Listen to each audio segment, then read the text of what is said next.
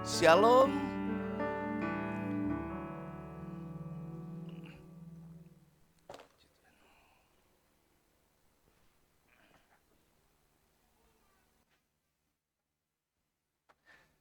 Baik, hari ini saya mengajak kita untuk kembali mengingat akan kasih kuasa Tuhan yang tak terbatas di dalam kehidupan tiap-tiap orang yang percaya dan teristimewa buat mereka yang mengasihi Tuhan dengan segenap hati, jiwa, akal budi dan kekuatan.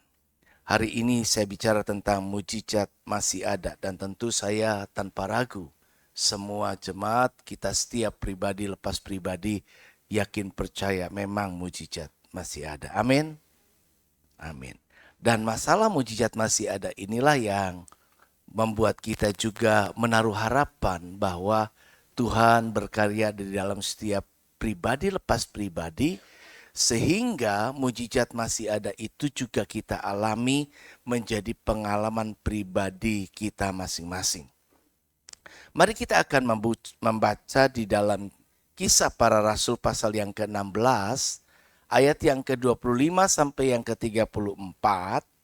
Kita baca bergantian, sekali lagi ayat ganjil saya, ayat genap jemaat. Tuhan memberkati. Firman Allah berkata demikian, tetapi kira-kira tengah malam Paulus dan Silas berdoa dan menyanyikan puji-pujian kepada Allah dan orang-orang hukuman lain mendengarkan mereka.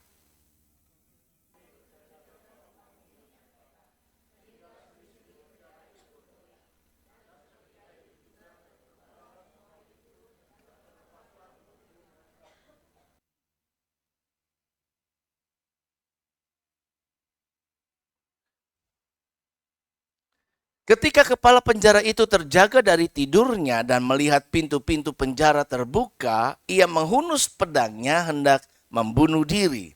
Karena ia menyangka bahwa orang-orang hukuman itu telah melarikan diri.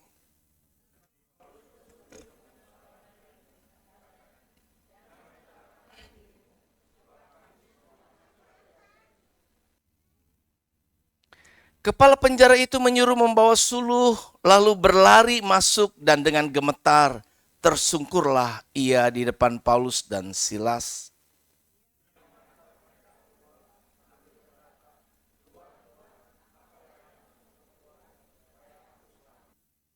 Jawab mereka, percayalah kepada Tuhan Yesus Kristus dan engkau akan selamat, engkau dan seisi rumahmu.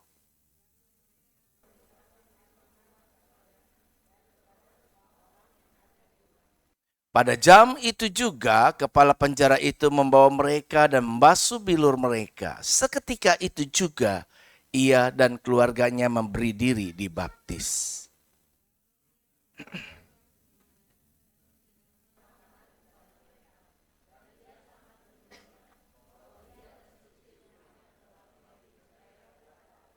Ya, Bapak Ibu Saudara kekasih Tuhan, memang mengikut Tuhan bukan berarti terbebas dari masalah. Setiap kita diizinkan mengalami banyak pergumulan dan tentunya yang paling sering kita hadapi sekarang ini adalah perubahan cuaca yang menyebabkan kondisi fisik kemudian menjadi tidak tahan dan yang tidak tahan menjadi sakit. Kita bisa melihat gaya hidup, pola hidup di masa yang sekarang ini juga menyebabkan timbulnya banyak penyakit. Dan juga akhir zaman menimbulkan juga ada wabah-wabah penyakit yang dialami. Nah, di samping itu tentu keadaan ekonomi makin berat. Kita menghadapi banyak tantangan, pergumulan yang lain. Dan mulailah perang di sana sini dan kemudian ke depan kita akan melihat bagaimana akhir daripada kehidupan dunia ini seperti yang difirmankan Tuhan. Kita pernah mengalami banyak pertolongan Tuhan yang nyata dalam hidup kita. Karena itu, ketika kita menghadapi persoalan yang lain, maka kita sudah punya pengalaman dan biarlah pengalaman itu membuat kita semakin meningkat ke atas dan bukan semakin menurun ke bawah. Tetapi kita bisa lihat ada banyak cerita di Alkitab yang bahkan murid-murid juga ketika bersama dengan Tuhan dan melihat mujizat Tuhan, percaya mujizat masih ada, tetapi kembali ketika dia berhadapan dengan persoalan sendiri, seperti pernah terjadi murid-murid yang sedang berlayar di di Danau Galilea, kemudian ada angin kencang sekali, kemudian ada tofan, ada ombak, bahkan nyaris menenggelamkan mereka. Toh mereka juga takut, bahkan menyalahkan Tuhan, Tuhan gak peduli dan sebagainya. Memang kita berucap, mengajar lebih gampang daripada menjalaninya. Tetapi kita percaya ketika iman kita terus bertumbuh dalam Tuhan, kita mendapat kekuatan baru. Nah, kisah Paulus dan Silas yang tadi kita baca, yang terbelenggu dalam penjara, ternyata kita lihat cerita yang gak asing ini, mereka mengalami mujizat Tuhan. Kalau kita lihat mujizat Tuhan sangat sekali nyata di dalam perjanjian lama. Betapa spektakuler dialami sesuatu adikodrati yang didemonstrasikan Tuhan di dalam perjalanan kehidupan orang yang percaya, khususnya umat Israel sebagai umat pilihan Tuhan. Dan perjanjian lama dengan kedaulatan Allah, pimpinan Tuhan secara langsung, yang kemudian beralih kepada pimpinan manusia sebagai raja, kemudian kita bisa lihat tangan Tuhan tetap menyertai dan menolong. Nah, di dalam perjanjian baru pun kita bisa menyaksikan ada banyak hal yang ajaib, perbuatan-perbuatan itu yang Tuhan nyatakan. Dan melalui kisah ini kita diingatkan dan dikuatkan bahwa kalau Paulus dan Silas mengalami pertolongan Tuhan secara luar biasa, maka akhir-akhir ini pun ada banyak orang yang pasti akan dapat mengalami perkara yang luar biasa. Karena mujizat terus berlangsung hingga saat sekarang ini. Nah, ada 3 hal yang dapat kita pelajari dari kisah Paulus dan Silas. Hal yang pertama, kita bisa lihat bahwa mujizat itu bisa juga lahir dari pujian dan lahir dari doa. Ya. Nah, kita lihat di sini ayat yang ke-25-26 berkata, tetapi kira-kira tengah malam. Tengah malam Paulus gak cuma terlena tertidur. Silas juga gak begitu. Dia tetap tekun dalam iman percaya bersekutu dengan Tuhan. Dia berdoa, dia memuji Tuhan, dia tetap mengucap syukur kepada Allah atas semua hal yang terjadi dalam hidupnya. Jadi kira-kira tengah malam Paulus dan Silas berdoa dan menyanyikan puji-pujian kepada Allah dan orang-orang hukuman lain mendengarkan mereka, maka kita bisa lihat terjadilah gempa bumi yang hebat sehingga sendi-sendi penjara goyah, seketika itu terbuka semua pintu dan terlepas belenggu daripada Paulus dan Silas. Nah, situasi ketika kita menghadapi keadaan yang menekan, keadaan yang tidak menyenangkan, memang sulit untuk bisa tetap mengucap syukur, tetap dapat memuji Tuhan, dan terus bertekun di dalam doa. Biasanya orang-orang yang mengalami persoalan yang berkepanjangan, akhirnya mengalami situasi, kemudian udah males berdoa lagi. Kenapa? Karena rasanya dia sudah berdoa, tapi situasi tidak banyak berubah. Nah, kita bisa lihat sekali lagi bahwa ada kuasa loh ternyata.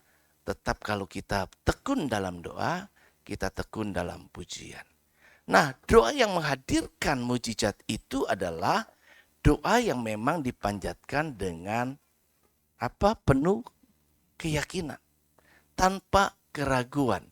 Kalau kita bisa saja berlaku sama seperti seorang anak yang gak ada pikiran nanti gimana ya, dari mana ya, bagaimana hal itu bisa ya, dan sebagainya. Itu biasanya tentunya doa yang memang terdorong lahir dengan kekuatan iman.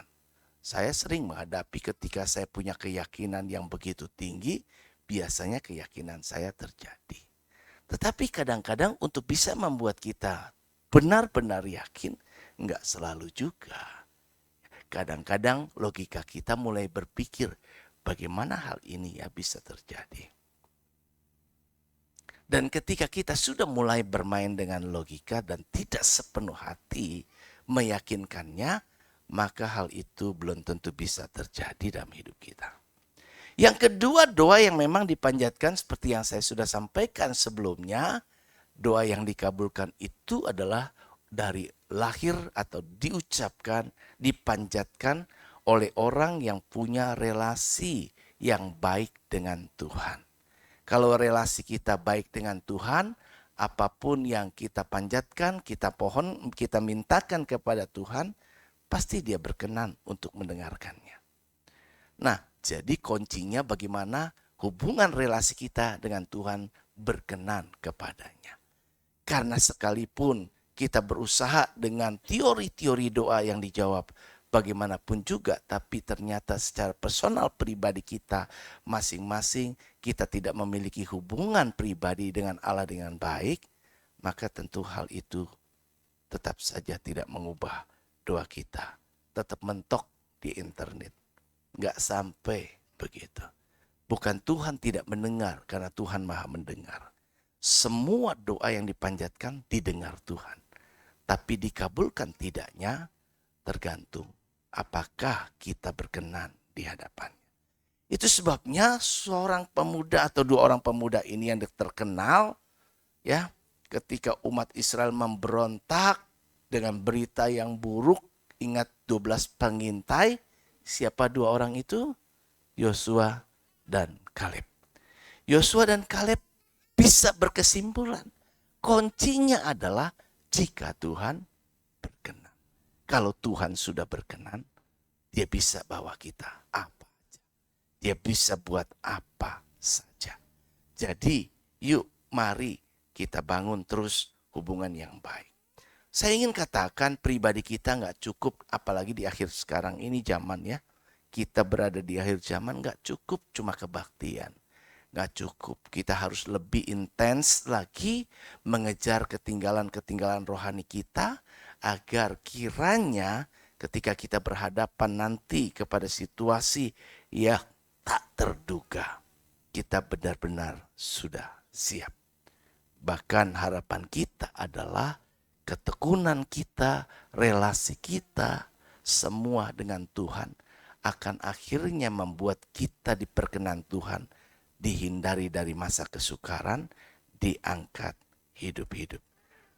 Masa rapture itu sudah makin dekat.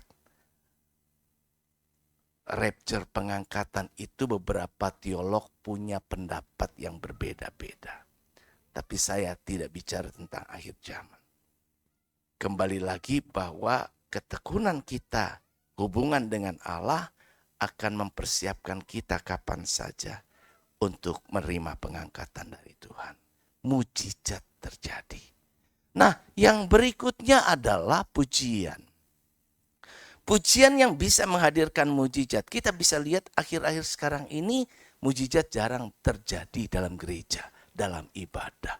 Tapi di waktu-waktu yang lampau itu luar biasa. Demonstrasi mujizat berkali-kali berulang-ulang terjadi.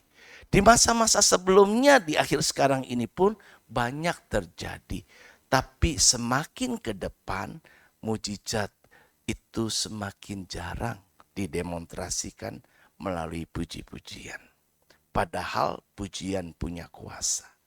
Pujian yang keluar dari hati yang tulus, sehingga Allah yang menilai hati gak cuma melihat apa yang di depan mata, tetapi melihat hati. Dia tahu saya memuji Tuhan dengan hati, bukan cuma sekedar mulut. Kemudian pujian yang dilakukan dengan sepenuh hati, penuh konsentrasi, sehingga setiap kata kalimat kita tahu. Apa yang saya ucapkan itu yang saya sadari. Betapa banyak orang menyanyi, dengan menyanyi lagunya cuma hafalan. Dan tanpa memiliki makna yang mendalam dari setiap kata-kata. Dan begitu kata-kata itu kita ucapkan, mungkin kita bisa berurayan air mata ketika hal itu menyentuh kita. Dan kita mengalami hadirat Tuhan secara personal pribadi. Tetapi kadang-kadang orang bernyanyi ya bernyanyi karena hafal. biasa saja. Sehingga pujian ya biasa begitu berlalu. Dan yang ketiga adalah pujian yang dinyanyikan dengan iman dan ucapan syukur.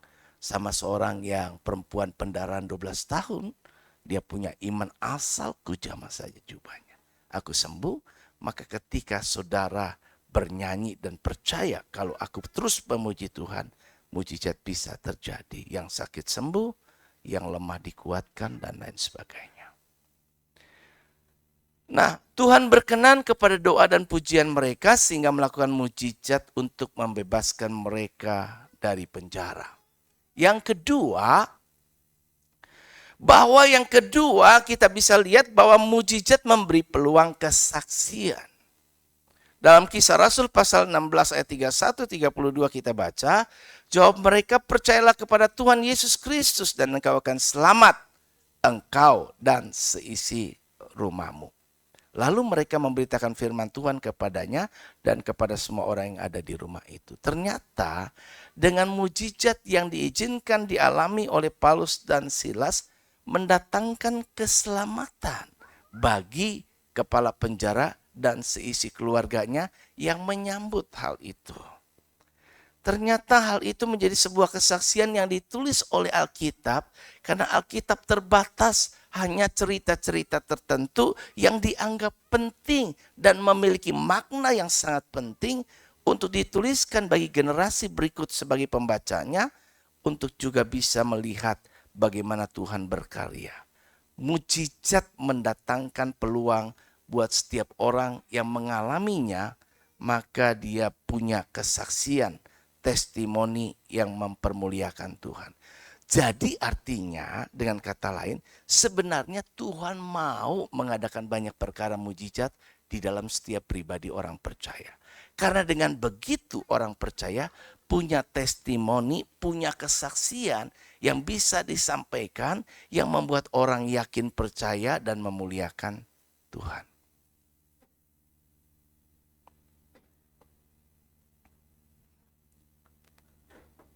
Kita bisa lihat melalui mujizat, Paulus memiliki kesempatan bersaksi bagi kepala penjara seluruh keluarganya. Mujizat yang kita alami dapat membuka peluang kita untuk bersaksi juga. Seorang rekan teman saya tidak sebut namanya, satu ketika di tahun 2005 mengalami suaminya sakit yang baru diketahui dadakan, sebelumnya tidak ada gejala. Kanker getah bening stadium 4. Kalau udah kanker getah bening, biasanya membawa kematian. Saya punya benjolan di sini, ya puji Tuhan sekarang udah agak kempes ya. Nyaris nggak kelihatan. Saya bilang dulu saya punya kanker, tapi ini bukan getah bening. Ini kelenjar tiroid kalau nggak salah. Ya, kelenjar tiroid. Saya berobat, kan saya udah pernah cerita ya. Berobat sana sini, nggak sembuh. Kemudian direferensi ke rumah sakit yang di Kelapa Gading ujung sana itu. Rumah sakit, ya nggak boleh saya sebut namanya. Dan di situ saya dianjurkan harus operasi. Awalnya saya terjadi itu tiba-tiba benjolan nongol di sebelah sini, bukan di sini. Di belakang, di bawah kuping. Setelah saya pulang dari Roxima, saya ingat. Saat ketika saya mandi, saya cuci muka, saya pegang kok ada genjolan. Dan itu terakhir saya makan ayam goreng. Restorannya saya nggak sebut. Lama-lama anehnya kok bisa turun ke sini. Gitu. Ini benjolannya di bawah kuping tadinya. Terus jadi turun ke bawah. Gitu. Sakit? Enggak juga. Enggak sakit. Tapi kok ada benjolan. Kayak bola begitu. Saya berobat ke dokter, ya yang tadi saya bilang terakhir yang saya masuk ke rumah sakit itu berulang-ulang sampai di biopsi menyatakan saya harus operasi. Dan operasi di sini itu resiko. Resikonya karena di sini banyak syaraf, maka harus dia dokternya nggak menjamin persis 100%, tapi kemungkinan kalau gagal bengkok mulut saya, begitu, karena banyak saraf di situ. Saya berobat ke Singapura. Saya periksa ke dokter bedah THT yang direferensikan kakak saya, cici saya. Dan saya berobat beberapa kali di sana, termasuk CT scan. Hasilnya tidak ada perkembangan. Artinya ada tonjolan sebesar 1 sentimeter, tetapi tidak berkembang. Dokter itu bilang nggak masalah dan nggak banyak, nggak ada resiko apa-apa, nggak perlu operasi, dan saya nggak perlu kasih obat. Jadi puji Tuhan, saya beberapa kali dibikinin rebusan apa itu daun sirsak, tapi bukan daun sirsaknya yang nyembuhin saya. Kalau semakin saya pegang, dia semakin sakit nantinya. Apalagi kalau lagi posisi stres. Stres sakit, ngebet. Waduh, benjolannya nongol. Tapi puji Tuhan karena saya nggak pikir lagi. Dan berlalu sampai sekarang nggak ada masalah sama sekali. Seorang teman saya itu kelenjar getah bening. Udah stadium 4. Pasti itu mati itu. Puji Tuhan dibawa ke Amerika. Di kemo. Terus dikuatkan dengan iman. Karena ini orang percaya. Suaminya waktu itu nggak terlalu percaya. Istrinya orang percaya. Yang benar-benar tekun dan itu teman saya. Dia terus kuatkan suaminya. Kamu harus sembuh. Kamu harus sembuh. Orang tua dari laki atau suami ini, atau mertua dari teman saya itu, bukan orang yang percaya. Dibilang Kristen ya mungkin Kristen, dibilang Buddha mungkin Buddha, dibilang Muslim mungkin Muslim. Gak berdoa begitu. Cuma disuruh doa lah masing-masing semua. Singkat cerita dari semua itu upaya yang dilakukan. Sekali kemo 2 miliar.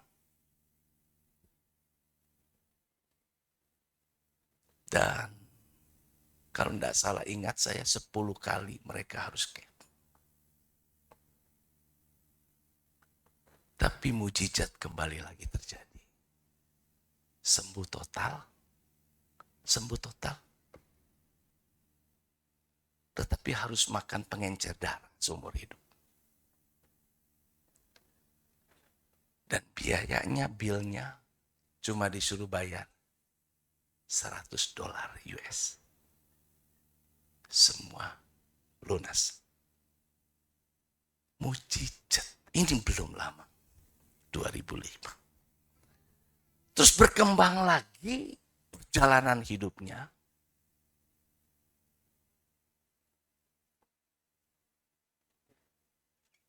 Lupa makan pengencer darah. Selama sebulan. Apa? Terjadi serangan stroke. Belum lama ini.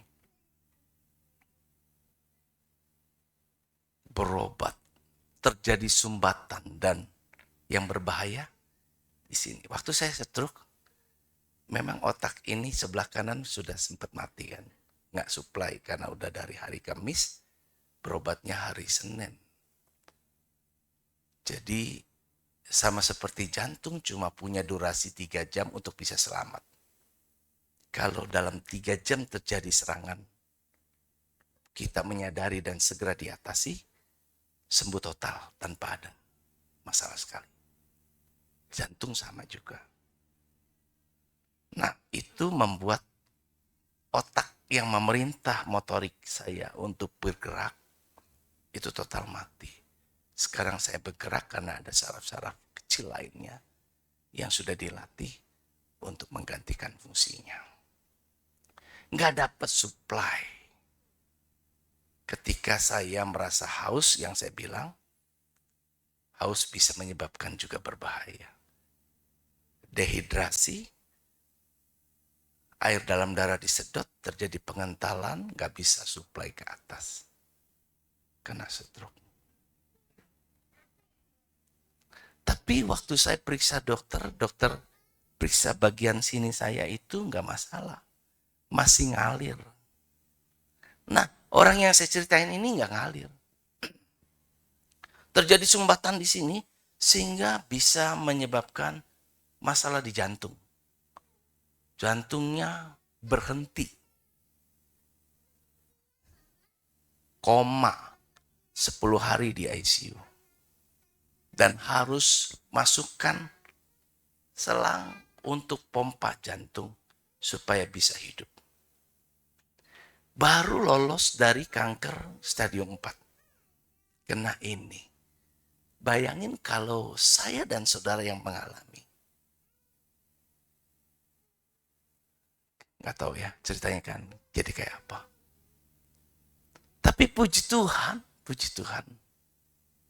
Ya, terus istrinya menguatkan, mendampingi, dan dia tumpang tangan, dia urapi, dan terus berdoa begini, Pak, ingat lihat anak-anak, mereka masih perlu butuh biaya. Kamu harus hidup untuk bayar biaya hidup mereka dan aku.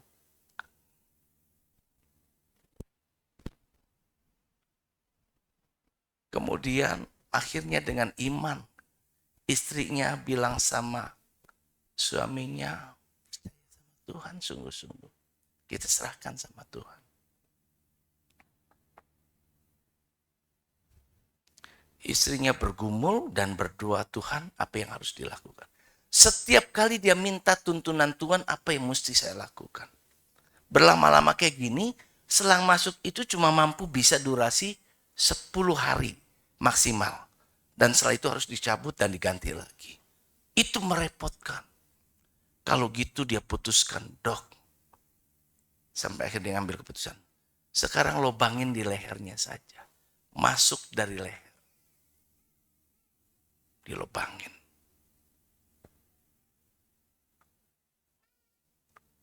Dan sekali biaya itu juga besar sekali, miliaran. Jadi kalau mau ditotal jumlah bilnya juga kembali miliaran. Ini orang pada akhir singkat cerita. Akhirnya suaminya bisa pulang. Sudah kondisi membaik. Sudah tadinya nggak bisa ngomong, pelok. Nggak bisa angkat tangan. Dan sekarang sudah melalui banyak terapi. Cuma bayar berapa? 100.000 rupiah. Dari miliaran. Jadi di samping kesembuhan, masalah finansial pun Tuhan bisa adakan. Ini mujizat. Dan membuat dia punya peluang untuk bersaksi banyak kepada banyak orang yang akhirnya bisa dimenangkan. Yang terakhir, bahwa mujizat mendatangkan sukacita keselamatan. Dia punya peluang untuk bersaksi memuliakan Tuhan. Dan yang terakhir, akan dialami mendatangkan keselamatan bagi banyak orang. Dan sukacita buat orang-orang yang juga melihat sebuah demonstrasi kuasa Tuhan yang nyata. Dan ini memberikan pesan bahwa semua ternyata mujizat positif baik dan tentu Tuhan berkenan untuk bisa menolong kita mengalaminya. Firman Allah berkata ayat 33-34, pada jam itu juga kepala penjara itu membawa mereka dan membasuh bilur mereka. Seketika itu juga ia dan keluarganya memberi diri dibaptis. Lalu ia membawa mereka ke rumahnya dan menghidangkan makanan kepada mereka. Dan ia sangat bergembira bahwa ia dan seisi rumahnya telah menjadi percaya kepada Allah. Tuhan, kepala penjara berhasil membawa keselamatan. Kepala penjara Paulus dan Silas berhasil melahirkan keselamatan bagi kepala penjara dan seisi rumahnya. Nah, saya sambung lagi cerita tadi. Ini orang tua dari laki ini nggak percaya loh. Yang tadi saya bilang Kristen mungkin, Buddha, Muslim juga mungkin. Ya cukup berada sih. Artinya keluarga ini cukup berada. Kemudian ternyata hal itu membuat dia ya dengan kekayaan ya biasa-biasa aja jadi Kristennya kan. Biasa orang kalau punya uang biasa-biasa sih. Nggak sungguh-sungguh. Nah dengan kisah seperti ini saya diingatkan bahwa ini perempuan, istrinya ini, teman saya ini bilang sama mertuanya, papa, mama kalau mau suaminya itu bisa sembuh, papa, mama harus berdoa. Dia nggak tahu, bagaimana saya bisa berdoa? Pokoknya apa aja terserah papa, mama. Akhirnya tuh orang tua yang tadinya jarang berdoa, jadi berdoa. Yang tadinya nggak ke gereja, jadi ke gereja. Bahkan dalam waktu beberapa setelah itu, memberi diri dibaptis. Dan keduanya ikut Tuhan sampai sekarang lebih sungguh-sungguh lagi. Kemudian dia nggak perhatikan anak dari teman saya ini, cucunya mertua dia.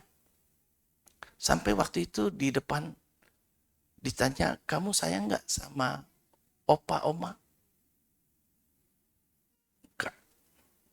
Nggak pernah negor saya. Akhirnya disampaikan, Pak, Ma, tuh si ini nggak sayang sama ini. Dia sedih karena punya cucu yang nggak sayang sama dia. Berubah lagi pula, kemudian dia mulai memperhatikan, dia mulai menyapa, dia mulai kemudian berlaku yang lebih baik kepada cucunya. Terjadi perubahan lagi, semua saling mengasihi, semua sekarang penuh dengan sukacita dan lain sebagainya. Jadi mujizat yang dialami keluarga ini mendatangkan keselamatan, mendatangkan sukacita, mendatangkan perdamaian, mendatangkan cinta kasih, dan membawa orang itu menjadi lebih dekat sama Tuhan. Mujizat masih ada dan Tuhan mau saya dan saudara juga mengalami. Karena itu kembali lagi tadi, lebih dekatkan diri sama Tuhan, karena itu sumber. Cuma satu itu. Pengharapan kita nggak sama dokter. Nggak dengan upaya medis saja cukup. Walau itu bisa dipakai Tuhan untuk kesembuhan kita. Pertolongan kita nggak cuma mengandalkan orang-orang yang mampu menolong kita. Karena biasanya akan mengecewakan. Tapi dalam banyak perkara, Tuhan bisa bekerja menurut caranya. Sehingga kita bisa mengalami hal yang mustahil secara pikiran logika. Tapi itu jadi mungkin buat kita orang percaya. Amin. Tuhan memberkati. Mari kita bangkit diri. Kita angkat lagu pujian. Mujizat masih ada. Tuhan, Engkau ajaib bagiku. Tak ada yang tak mungkin bagimu.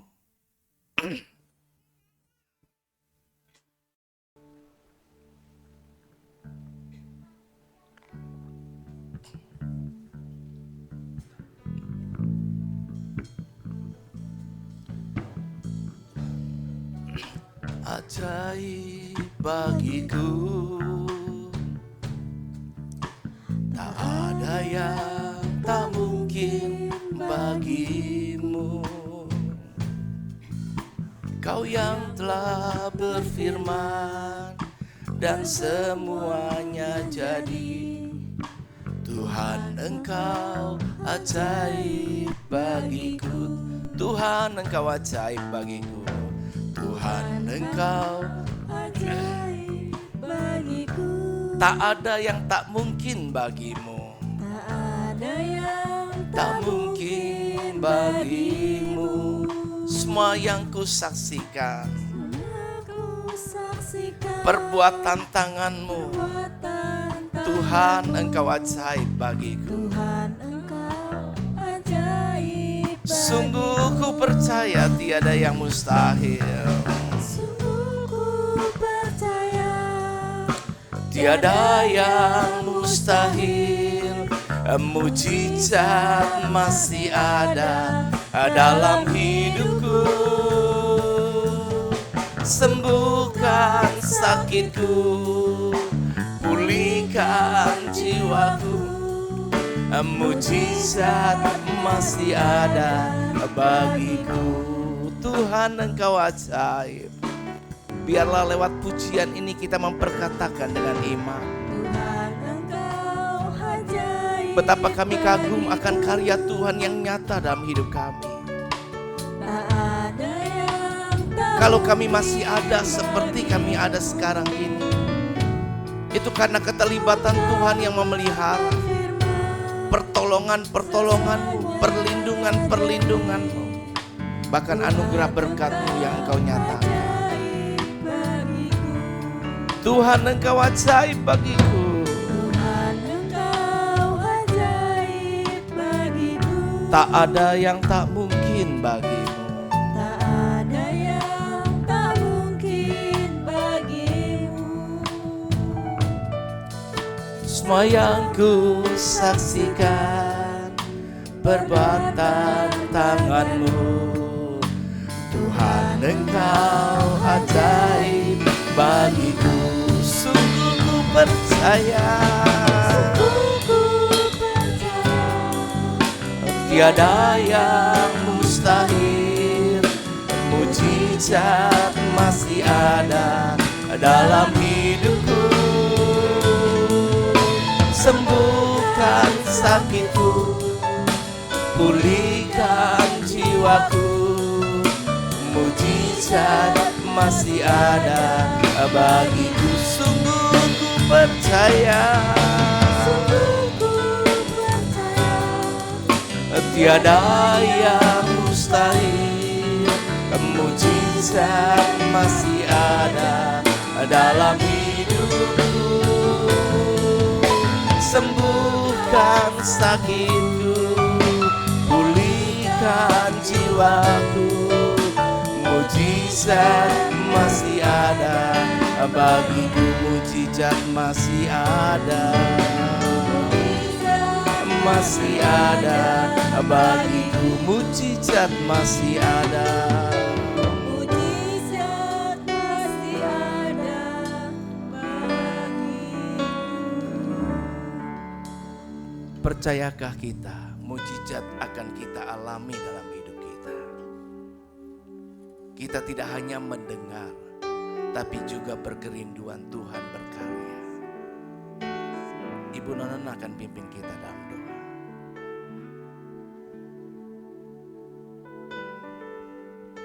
Terima kasih Tuhan buat kebenaran firman Tuhan yang sudah kami dengar.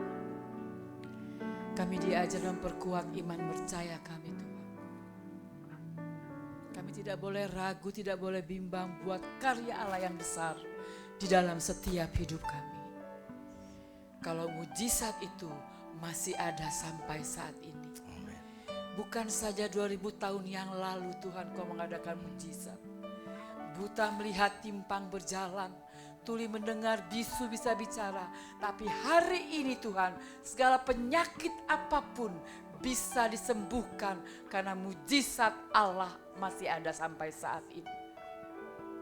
Oleh sebab itu, sekalian kita yang mendengar, boleh terus memperkuat iman percaya kita. Mempercayakan hidup kita kepada Tuhan. Bahwa kita hidup dalam mujizat Allah sampai saat ini. Bukan saja sakit disembuhkan, tapi segala macam persoalan hidup kita yang kita bilang mustahil, bagi Allah tidak ada yang mustahil. Apapun bisa jadi kalau Tuhan berkehendak atas kita. Terima kasih Tuhan, terima kasih. Berkati hamba-Mu Bapak Paulus Pujianto, Berkati kesehatannya terutama Tuhan. Biar wibawa Allah selalu ada bersama Bapak Gembala kami Tuhan. Pewahyuan Allah terus ada Tuhan. Sehingga firman Allah yang diberitakan adalah hidup buat kami dengar Tuhan. Bahkan boleh menjadi rema. Kami ingat terus buat perkataan-perkataan firman. Terima kasih Tuhan, terpujilah namamu. Berkati keluarganya, anak-anaknya, cucunya, menantunya Tuhan, istrinya Tuhan. Boleh menjadi pendamping yang setia, yang boleh menjadi kekuatan, penolong yang setia, bahkan menjadi tiang doa buat keluarganya Bapa. Terima kasih Tuhan, terpuji-pujilah namamu. Di dalam nama Tuhan Yesus, segala pujian, hormat, syukur kami kembalikan kepadamu. Amin.